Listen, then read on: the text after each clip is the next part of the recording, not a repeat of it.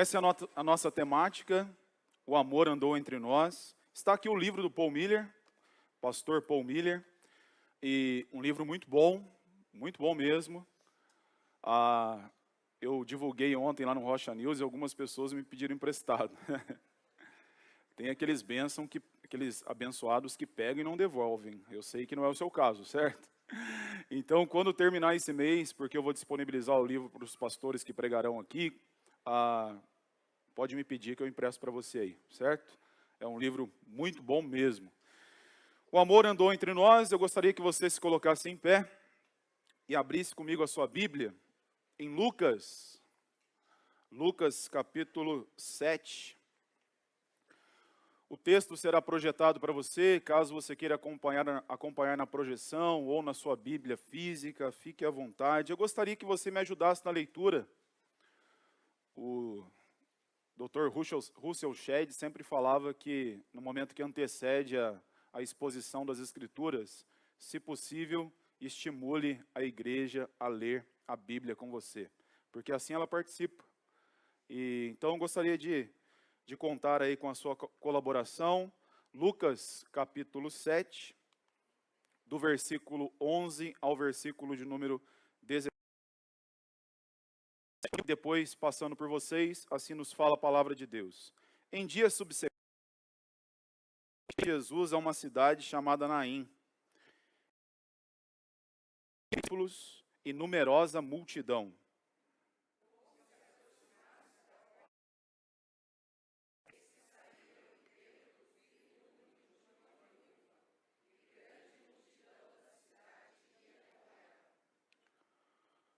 Vendo-a, o Senhor se compadeceu dela e lhe disse: não chores.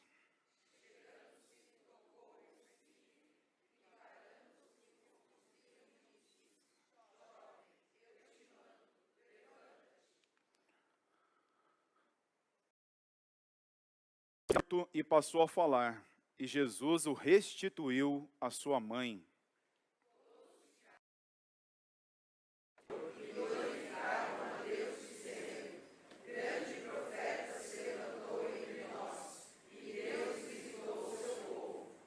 Esta notícia a respeito dele divulgou-se por toda a Judéia e por toda a circunvizinhança. Pode se sentar, que Deus fale.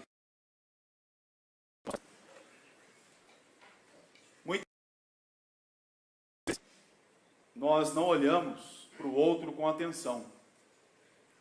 Essa é uma realidade que certamente incomoda a pessoa que está conversando conosco.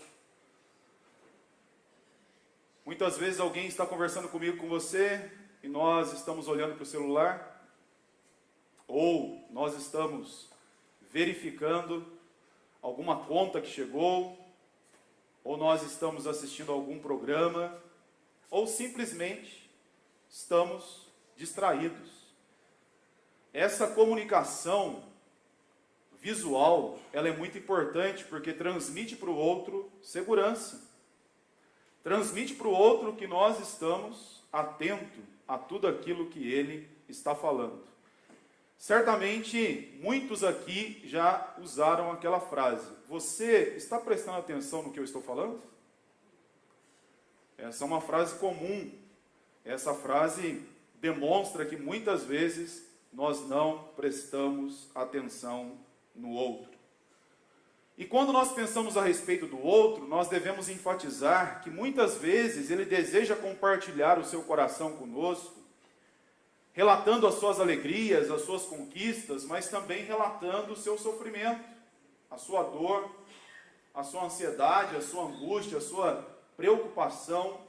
Porém, como nós estamos envolvidos com muitas coisas, nós não damos a devida atenção. Certamente agora pela manhã, há pessoas entre nós aqui que precisam ser ouvidas. Certamente nós precisamos olhar com mais carinho para essas pessoas. Talvez há pessoas entre nós aqui passando por dificuldades em diversas áreas da vida. Elas entraram aqui. A fisionomia muitas vezes esconde aquilo que se passa no meu e no seu coração. Não é verdade? Tem aquela frase que é muito importante, que diz que o invisível é essencial aos olhos. O que de fato é essencial aos olhos é aquilo que se encontra no mais íntimo do meu e do seu coração. Porém, o gesto corporal diz muito. A fisionomia diz muito. E para que possamos entender isso, nós devemos olhar para as pessoas. Certamente você já ouviu ou falou essa frase: eu conheço você. Eu sei quando você não está bem. Você já falou essa frase? Porque você caminha com a pessoa, você está atento a tudo aquilo que se passa na vida dessa pessoa. Há muitas pessoas que se encontram sofrendo e elas precisam de um olhar. Elas precisam de um abraço. Elas precisam de amor. Elas precisam de acolhimento. Elas precisam da nossa oração, da nossa misericórdia, que é proveniente do Senhor. Elas precisam disso. Essa semana que passou, eu conversava com uma pessoa e ela virou para mim e falou a seguinte coisa: pastor, eu não estou bem. Essa pessoa não é da nossa igreja. Há 4 meses eu me separei. E eu estou muito triste com isso.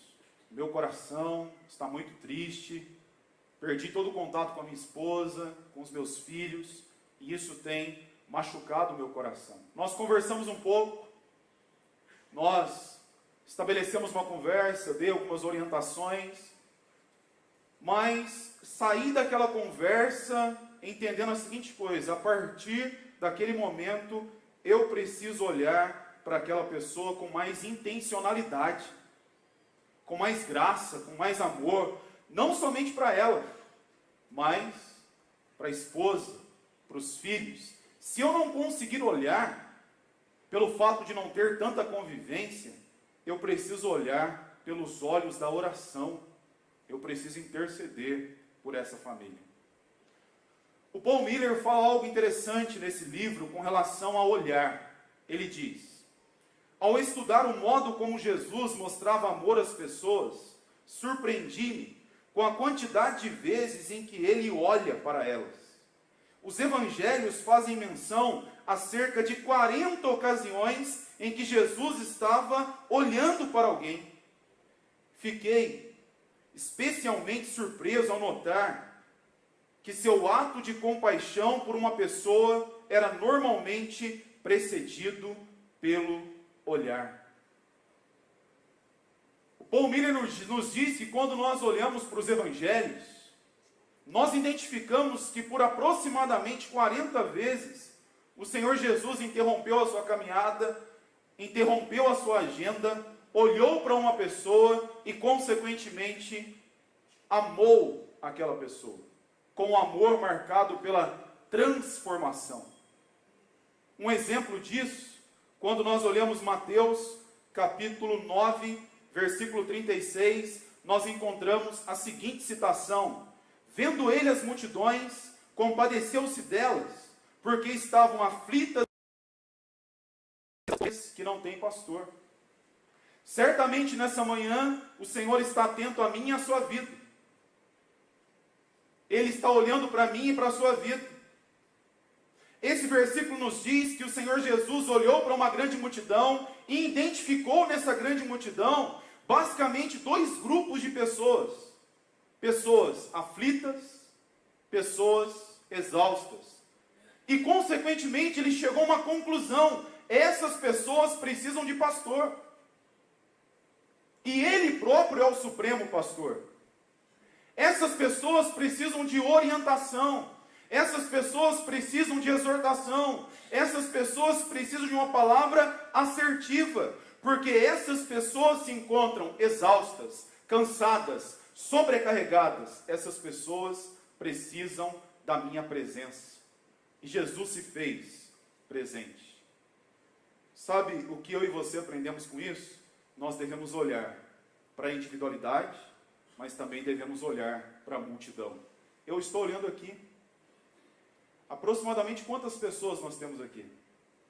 Você está vendo a minha fisionomia, eu estou vendo a sua.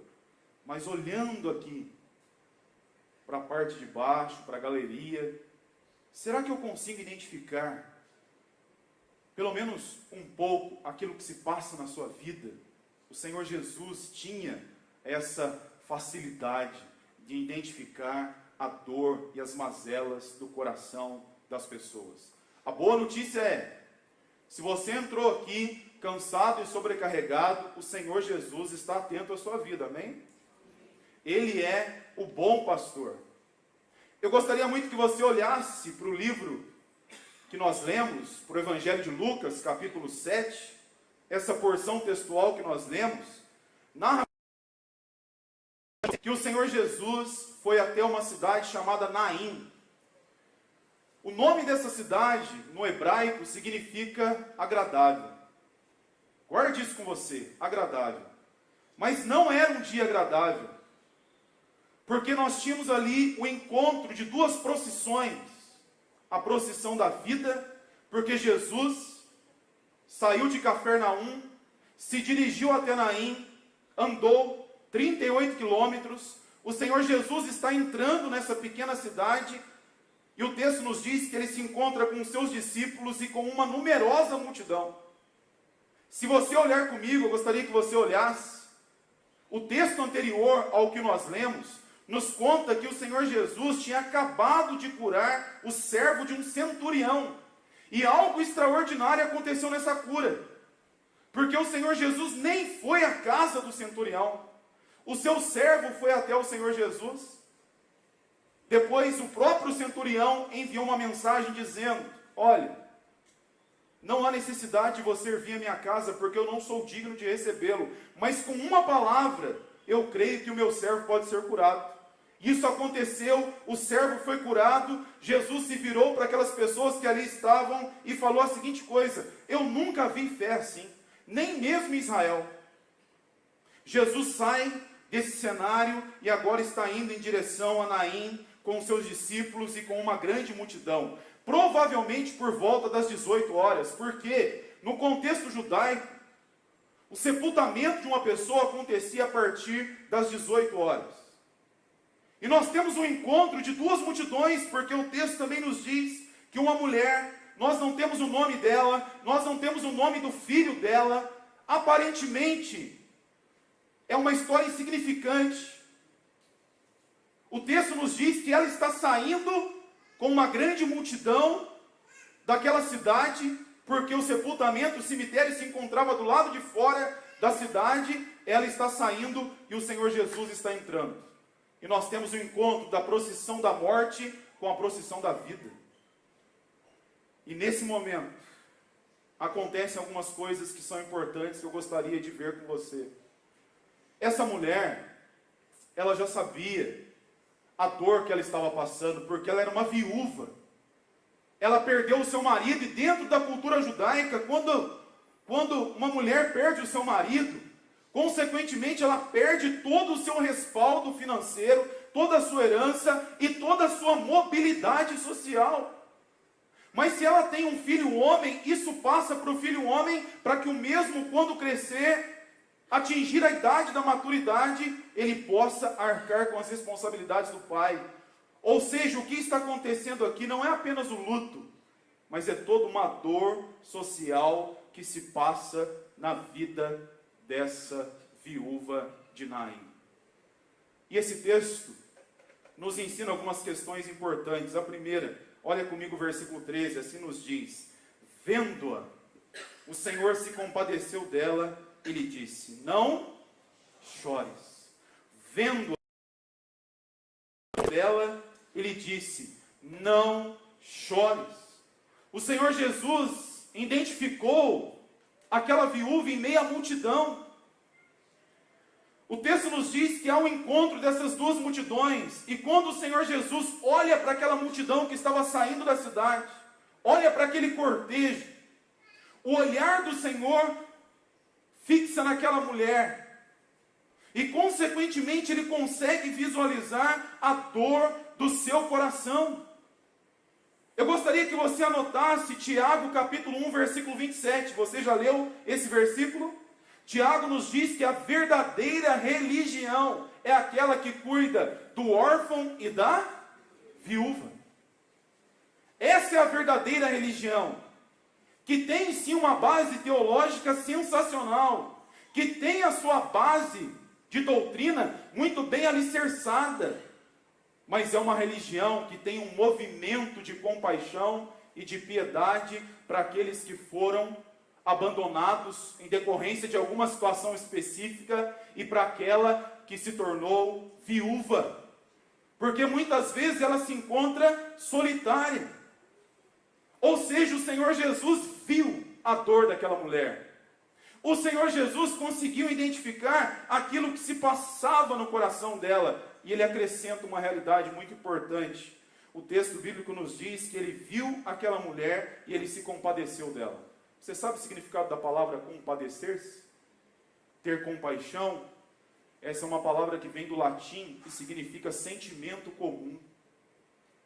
Basicamente, o que está acontecendo aqui é, o Senhor Jesus está sentindo a dor dela, como se fosse a sua própria dor. Ele olha para ela e ele se compadece. O seu coração é tomado pelo amor.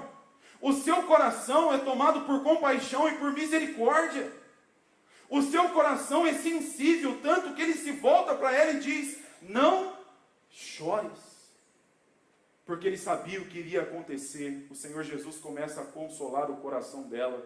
O Senhor Jesus começa a levar esperança ao coração dela. O Senhor Jesus começa a trabalhar algo que iria acontecer, que iria modificar aquilo que estava acontecendo.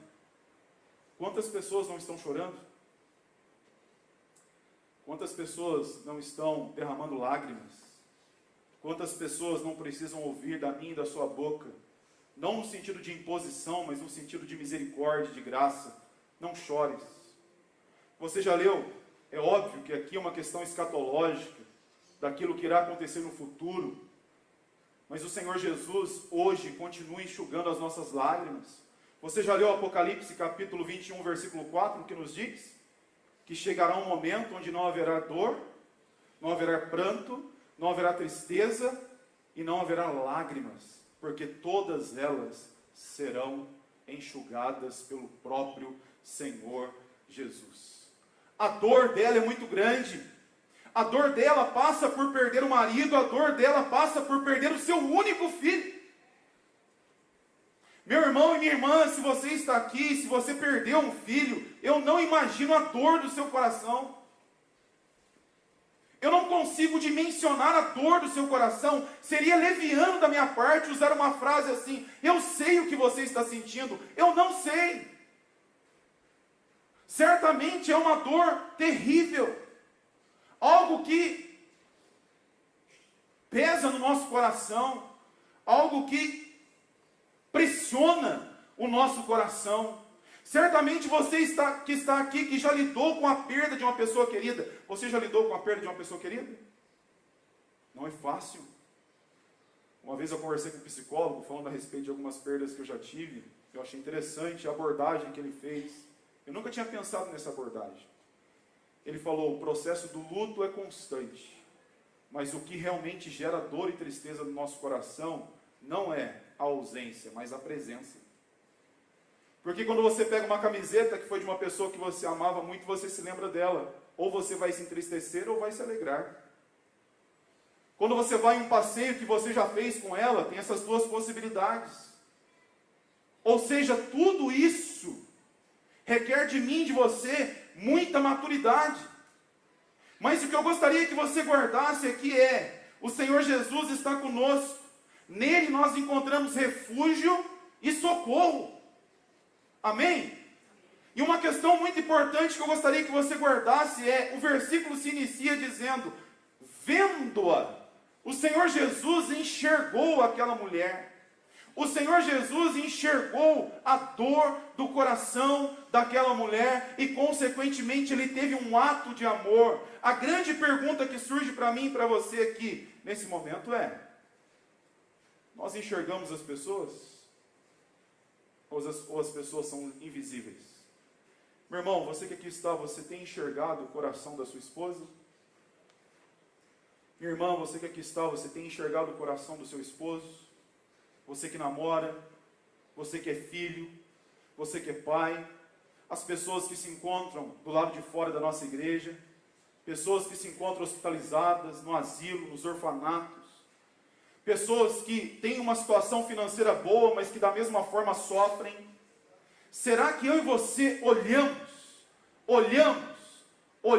e além de olhar, nós enxergamos essas pessoas? Você já assistiu o filme do Pat Adams, daquele doutor, que ele passava nos leitos, e ele quebrou o paradigma daquele hospital?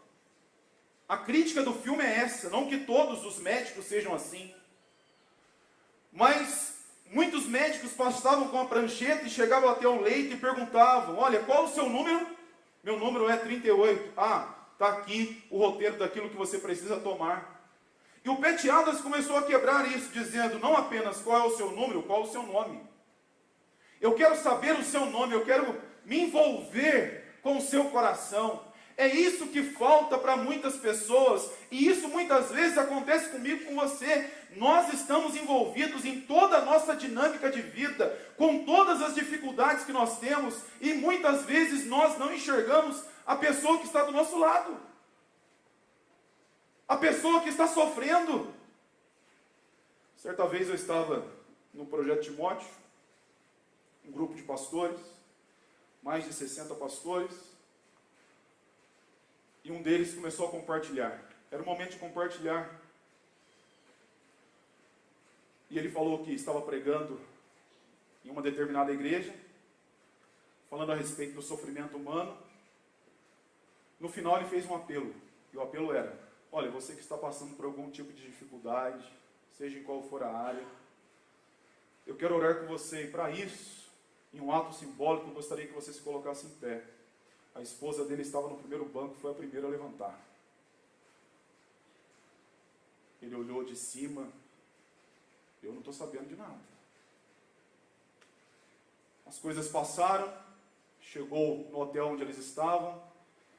Meu amor, por que você se levantou? Você está passando por alguma dificuldade? Eu não tenho notado. Ela virou para ele e falou: já fazem alguns meses que você não tem notado. Guarde isso com você. Isso serve para todos nós que aqui estamos. Nós precisamos enxergar as pessoas na multidão, como Jesus enxergava. A segunda questão que esse texto nos ensina, eu gostaria que você olhasse comigo os versículos 14 e 15. Jesus cura o sofrimento do nosso coração. Chegando-se, tocou o esquife, ou seja, tocou o caixão, parando os que o conduziam. Eu te mando, levanta-te. Levantou-se o que estivera morto e passou a falar, e Jesus o restituiu à sua mãe. Jesus não apenas olhou para aquela mulher. É óbvio que aqui tem os propósitos do Senhor. Se assim for do querer dele, ele realiza. Se ele não realizar, não significa que ele não nos ama.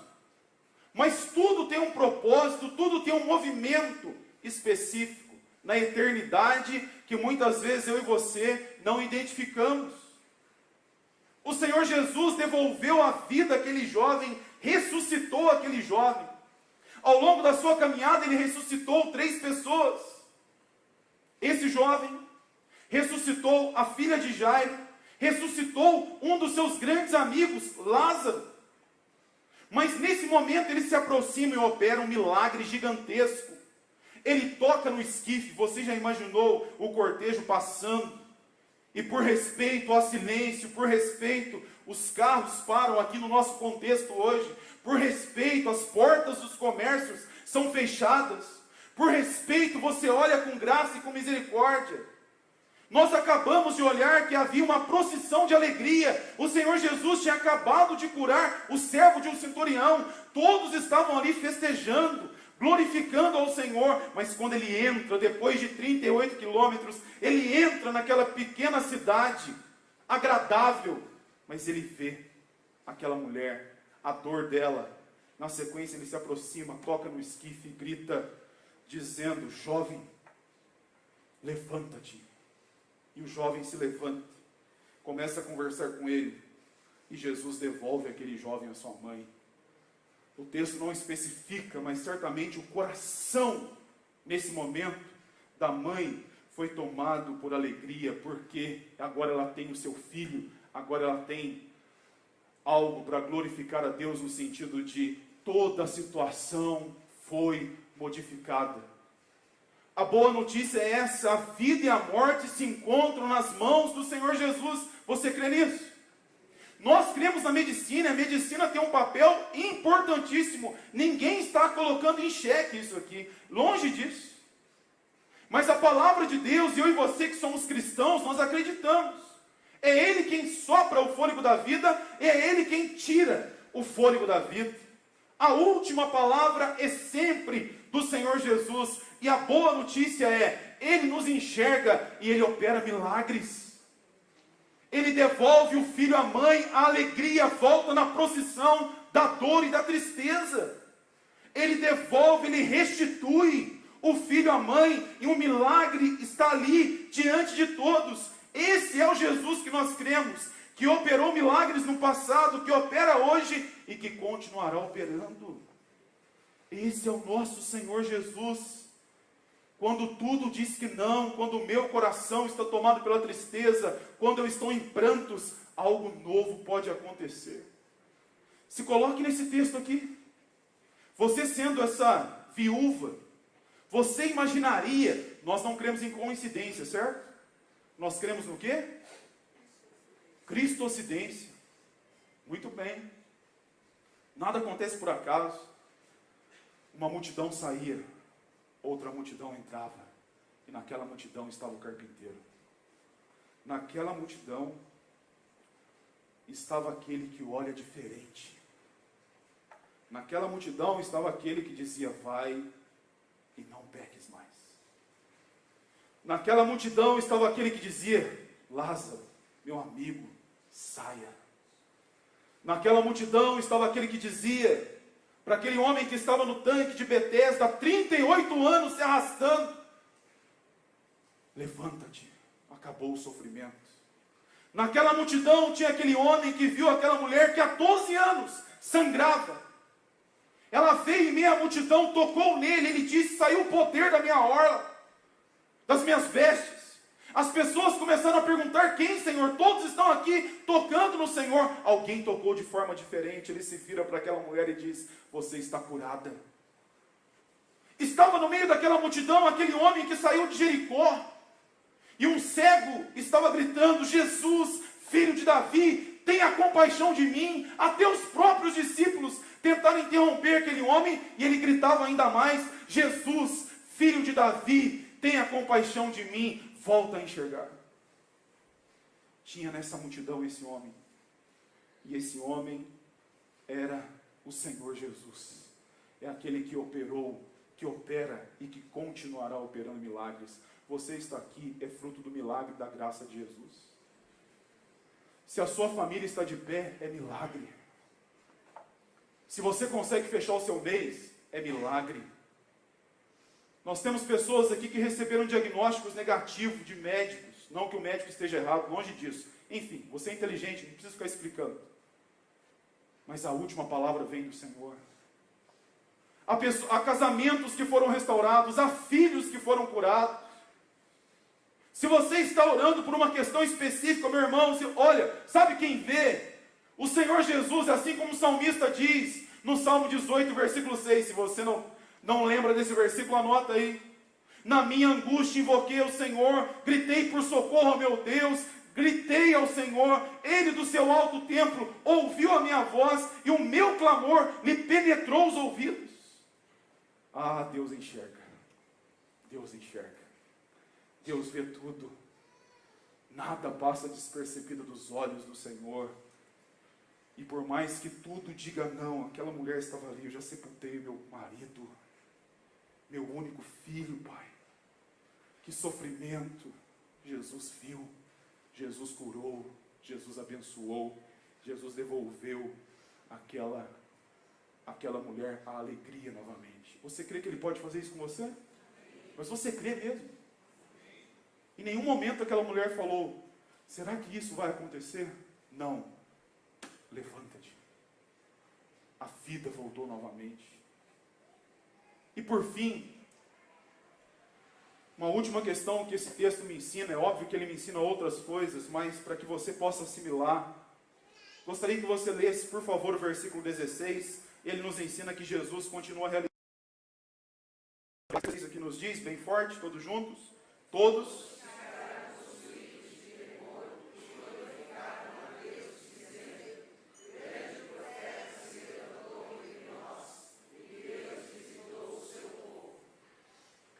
É interessante porque até gostaria que você anotasse aí, segundo o livro dos Reis, capítulo 4, do versículo 8 ao 37.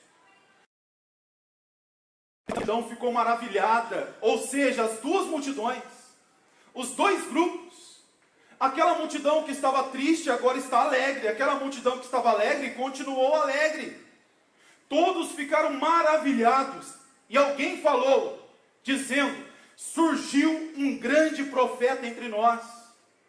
Porque há 8 séculos atrás, a 5 quilômetros dali, em uma cidadezinha pequena, nós tivemos uma cura que foi feita, um milagre extraordinário que foi feito, por meio do profeta Eliseu. Ele ressuscitou o filho da sunamita. Você se lembra desse texto? Aconteceu ali, perto, naquela região. Ou seja, tem um contexto específico nesta afirmação. Tinha acontecido isso há 8 séculos atrás, agora está acontecendo com o Messias, e todos eles estão dizendo: louvado seja o Senhor, glorificado seja o Senhor, levantou-se um grande profeta entre nós, e com isso eles começam a adorar, porque eles estão diante do amor de Deus, e mais ainda, diante disso, eles estão adorando, glorificando e bendizendo o nome do Senhor. Uma questão importante para todos nós aqui: quando o Senhor realiza algo na sua vida, o que você faz? Você celebra? Você glorifica? Ou já se tornou algo corriqueiro na minha e na sua vida? É óbvio que todos os dias, Albert Einstein tem essa frase, né? Ele fala a seguinte coisa, que eu e você podemos viver crendo que tudo aquilo que acontece na nossa vida é fruto do milagre. Todos os dias. Há pessoas que não vivem dessa forma, mas eu e você vivemos, reconhecendo as grandezas de Deus. Surgiu um profeta entre nós, Jesus continua realizando milagres. Em Sunem, naquela cidadezinha, o profeta ressuscitou a filha da sunamita, e agora está acontecendo de novo. Agora é o grande profeta, é o Messias, é o Senhor Todo-Poderoso. Ele ressuscitou. Olha o que o Paul Miller diz. Olha comigo aqui para a projeção. Ele fala a seguinte coisa, a respeito dessa temática, dessa linha que nos mostrou como amar o próximo. 2 pontos. Olhe para ele, sinta a sua dor, e então o ajude. Se ajudarmos uma pessoa, mas não gastarmos tempo para olhar para ela, e para sentir o que ela sente, nosso amor será frio.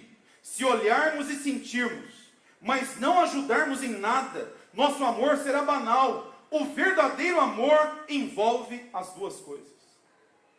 Envolve olhar e ter ações. Quando a gente pensa sobre essa linha, não todos, é lógico, mas a gente pensa que nós devemos ajudar as pessoas financeiramente, né? Não que elas não precisem, mas hoje em dia, nós temos que ajudar as pessoas de diversas maneiras. Meu irmão, minha irmã, isso envolve a minha vida. Olhe, preste atenção, ajude. Se tiver alguém aqui lutando para educar os seus filhos, tem muita gente madura aqui para te ajudar. Se tiver alguém aqui lutando no casamento, tem muita gente madura aqui para te ajudar.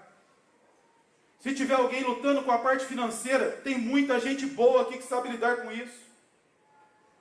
Se você estiver lidando para superar algumas realidades, para você caminhar ainda mais perto do Senhor, há pessoas maduras aqui para te ajudar.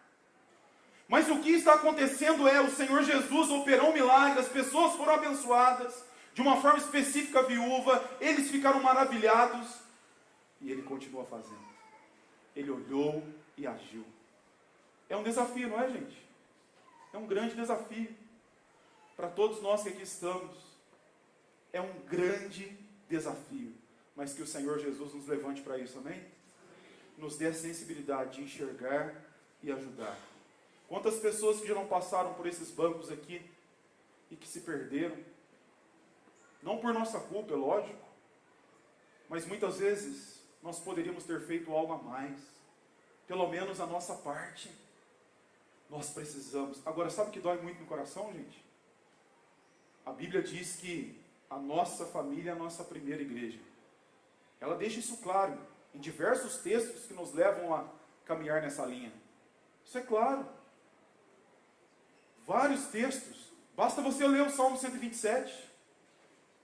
Basta você ler afirmações que falam sobre isso. Mas é muito triste quando, na nossa própria casa, nós não enxergamos a dor das pessoas que convivem conosco. Concluindo aqui, Jesus vê o seu sofrimento. Meu irmão e minha irmã, se você está aqui sofrendo, Jesus está vendo. Essa é a boa notícia. Ele continua vendo. Jesus se compadece, sentimento comum. Ele está atento à minha e à sua dor. E por fim, o amor de Jesus por nós é impressionante. Tem algo que se compara com o amor de Jesus? É impressionante. John Stott fala a seguinte coisa, né? Olha o que o John Stott diz. Ele diz: se você quer uma definição do que é o amor, não vá ao dicionário. Vá ao Calvário. É lá do Calvário. É lá que nós encontramos o verdadeiro amor. Lá do Calvário, Deus olhou para você. Deus olhou para mim. É lá do Calvário que Deus olhou para a minha vida, estabeleceu um plano para a minha vida. É lá do Calvário que Ele olhou e usou pessoas. Eu me lembro de uma situação que aconteceu comigo. Drogas. Isso era por volta de 1h da manhã. Meu pai chegou de viagem, caminhoneiro. Minha mãe estava chorando em casa. Meu pai, eu vou buscar ele lá. Ele foi lá. Primeira vez que ele me bateu, me deu um tapa na cara. Pá! Chega em casa. Cheguei. Está vendo a sua mãe? Chorando. Vai continuar assim? Vai continuar desse jeito? Ou vai mudar? Demorou para mudar, mas mudou. Sabe quando mudou? Quando eu entendi Jesus dizendo: está consumado. Foi pago um alto preço na cruz do Calvário. Quando eu entendi, o amor está à sua disposição. Essa é a minha. Qual é a sua história? O Senhor Jesus nos ama de uma forma impressionante. Gostaria que você se colocasse em pé. Nós vamos cantar essa última canção. Mas eu quero orar com você. Eu quero orar com você porque há muitas pessoas que acabam elaborando algumas realidades negativas, dizendo: ah, você já ouviu isso? A minha oração não passa do teto, né? Ah, eu estou sofrendo, mas o Senhor se esqueceu de mim. Ah, eu estou passando por alguma dificuldade, mas Ele não está atento. Ele está atento, Ele está olhando para você nessa manhã. E o olhar dele é um olhar de graça, de justiça, de amor, de correção, de bondade. Ele está olhando para você. Não permita que o diabo tire isso do seu coração, porque há muitas pessoas que acabam se perdendo nesse propósito, dizendo: ele se esqueceu de mim, ele não está olhando para mim. Ele está olhando sim. Eu quero orar com você. Feche seus olhos, por favor. Olha, mais ainda, só um instantinho, ore com quem está perto de você. Simbolicamente falando, talvez há viúvas de Naim aqui, que precisam desse toque, desse abraço, dessa oração, dessa cura. Se sinta tímido não. Se você está com a sua família, ore com a sua família. Se você quer sair do seu lugar e orar com alguém, faça isso. Peça a misericórdia de Deus sobre a vida dessa pessoa. Abençoe a vida dela em nome de Jesus. E diga para ela: você é alvo do amor de Jesus. O Senhor Jesus está olhando para você. Pode falar sem medo, isso é bíblico. O Senhor Jesus está olhando a sua dor, o seu sofrimento. Aquele que viu a viúva de Naim vê você. Ele está com você. E Ele está pronto para abençoar a sua vida. Pai, em nome de Jesus, nesse momento nós oramos aqui, Senhor. Te louvamos por esse texto tão rico, tão maravilhoso. Esse texto tão objetivo, Pai. Nós te louvamos porque o Senhor enxerga, Pai. O Senhor está atento ao nosso coração. O Teu amor tem encharcado o nosso coração, Senhor. Louvado seja o Teu nome. E nessa manhã nós estamos aqui, talvez à semelhança da viúva de Naim. Nós estamos aqui sofrendo, Senhor, na nossa via dolorosa. Nós estamos caminhando e chorando muitas vezes. Mas pela graça de Deus, nós te louvamos porque o Teu amor é impressionante. Nós te louvamos porque o Senhor pode curar as nossas vidas. O Senhor pode ministrar paz, amor, libertação, cura, transformação. Nós te louvamos porque o Senhor está atento. Louvado seja o Teu nome. Pai, abençoe a todos nós aqui, a cada família aqui representada, a todos aqueles que estão conectados na internet. Derrama a Tua graça sobre nós. Assim nós oramos, mas nós te agradecemos e declaramos aqui louvado. Nós queremos ficar maravilhados, Pai, a semelhança daquelas duas multidões. Louvado seja o Teu nome, porque o Senhor é o Deus que vê e o Senhor é o Deus que faz. Levanta-nos, ó Pai, para enxergar as pessoas. Levanta-nos, ó Deus, para olhar para as pessoas com graça e com amor. Nós te louvamos em nome de Jesus. Amém.